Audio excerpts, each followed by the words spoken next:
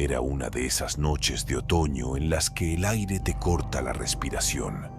Mi amigo Marco y yo, con apenas 12 años, nos creíamos invencibles. El camino a casa por el parque era nuestro rito de valentía, una aventura que nos hacía sentir que dominábamos la noche. Las farolas se detenían en los límites del parque, dejando un vasto espacio de oscuridad iluminado solo por la luna y las linternas de nuestros teléfonos. Las hojas secas crujían ruidosamente bajo nuestros pies y nuestras sombras bailaban en la hierba.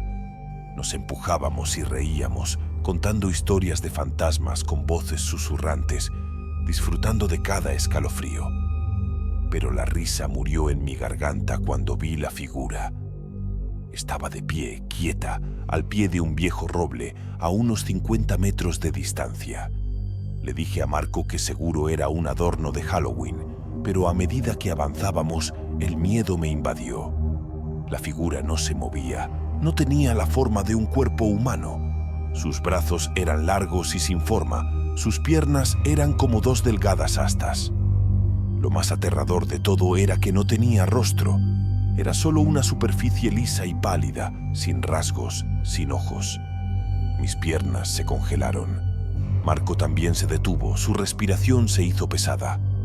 Luego, la figura se movió. No caminó, no corrió, simplemente se deslizó, como si flotara sobre la hierba, directo hacia nosotros. Fue un momento de terror puro. Corrimos sin mirar atrás. Años después, cuando las leyendas de Slender Man inundaron Internet, un escalofrío me recorrió el cuerpo. Nosotros no habíamos visto un mito de ficción, sino una pesadilla real que había estado esperando en la oscuridad. El cansancio pesaba sobre mí como una losa. Volvía a casa a pie después de un turno doble y todo mi cuerpo clamaba por mi cama. El aire de la noche era frío y el único sonido era el eco de mis propios pasos sobre el asfalto. Mantuve mi mirada baja, enfocada en mis pies, pero algo en el rabillo del ojo me hizo detener. Era un objeto oscuro, un bulto en medio de la calle, justo debajo de una farola que parpadeaba. Mis sentidos se agudizaron. Con el corazón acelerado, me acerqué. Mis ojos tardaron unos segundos en procesar lo que veían. Era una cabeza cercenada. Un maniquí, me dije, pero la textura de la piel me decía lo contrario. El rostro era pálido y los ojos estaban cerrados. Mi mente se quedó en blanco. De repente un sonido ahogado, un lamento, salió de su boca. Fue un susurro, lleno de dolor. El grito era tan real que me hizo temblar. El terror me invadió por completo. Me quedé inmóvil, mirando la cabeza en el suelo, mis ojos fijos en sus labios. El sonido se extinguió tan pronto como comenzó, y el silencio volvió a reinar. Corrí a casa, la imagen de la cabeza gritando se grabó en mi mente. Pasé el resto de la noche en blanco, obsesionado con lo que había visto. A la mañana siguiente busqué en el periódico y encontré la horrible verdad. Un motociclista había muerto en un brutal accidente y su cabeza no había sido encontrada. No había sido un maniquí, ni una alucinación. Había sido un grito de dolor, el grito de un alma que no había encontrado la paz. Me mudé a un departamento nuevo con la esperanza de un nuevo comienzo.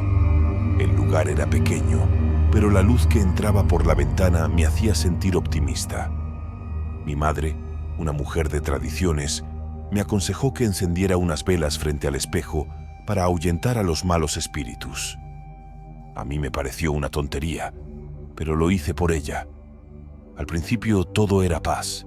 Pasaba los días decorando el departamento, pero las quejas de los vecinos comenzaron. Afirmaban que escuchaban pasos y que veían a una mujer en mi ventana. Lo negué, pero empecé a sentirme observado. Los ruidos se hicieron más frecuentes. Eran pasos ligeros, como de una mujer descalza. Se oían cuando yo estaba solo, pero se detenían cuando me ponía a escuchar. La tensión se hizo tan densa que ya no me sentía a gusto en mi propio hogar. Una noche, me desperté con la sensación de que alguien me observaba. El aire se volvió frío. Mis ojos se abrieron de golpe. Una sombra oscura se movía por la sala. Me levanté y encendí la luz. La sombra se desvaneció. Entonces me di cuenta de la horrible verdad. El fantasma que mis vecinos veían, la sombra que me acechaba, era la mujer que mi madre me había advertido.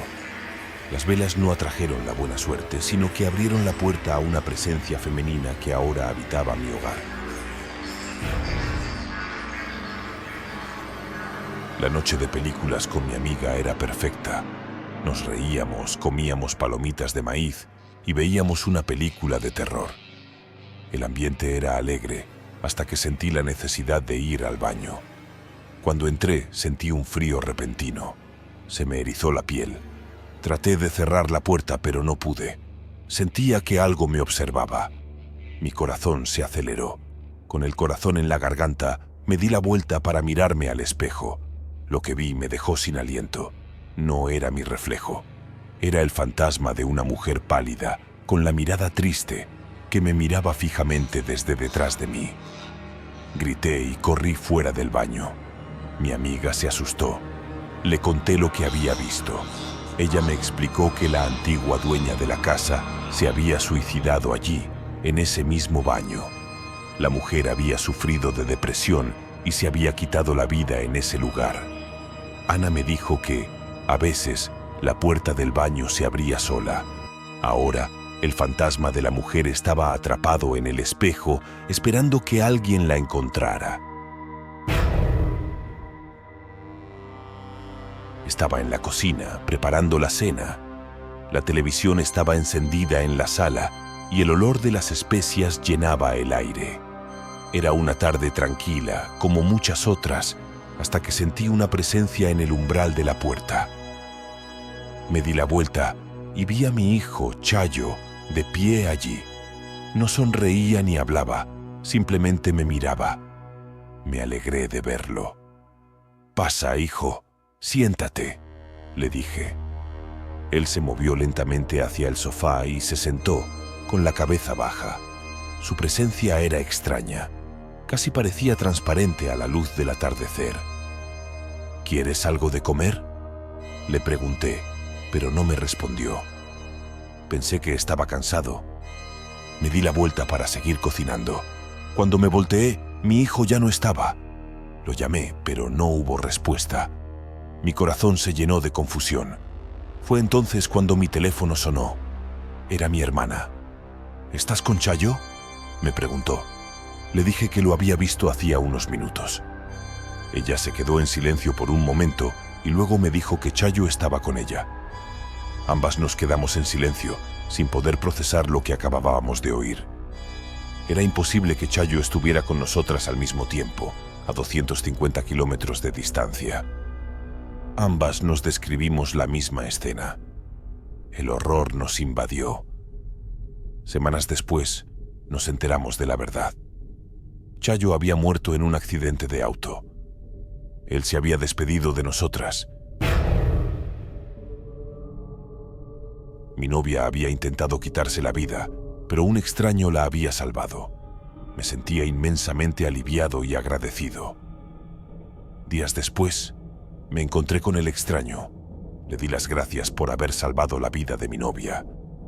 Él me sonrió y me dijo que no había hecho nada.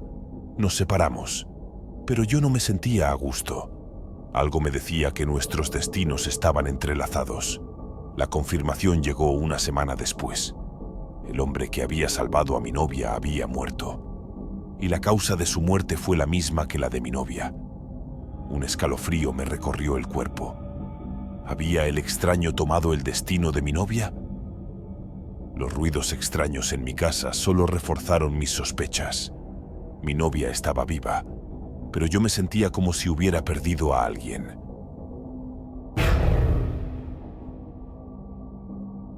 Me despertó el sonido del teléfono a las 2 a.m. No sabía quién llamaba, pero una sensación de miedo lo invadió. El hombre contestó el teléfono. Una voz de mujer que no reconoció susurró: «Voy para allá, espérenme». El hombre, confundido, colgó. Volvió a la cama, pero el sueño no regresó. El mensaje críptico y la voz fantasmagórica lo inquietaron. A la mañana siguiente, su madre lo llamó, con la voz quebrada por el llanto. Mi tía había fallecido a las 2 a.m. El hombre se quedó sin aliento. Se dio cuenta de que la llamada no era una broma, ni un error. Había sido una llamada del más allá, el último mensaje de mi tía, que se despidió de mí antes de partir.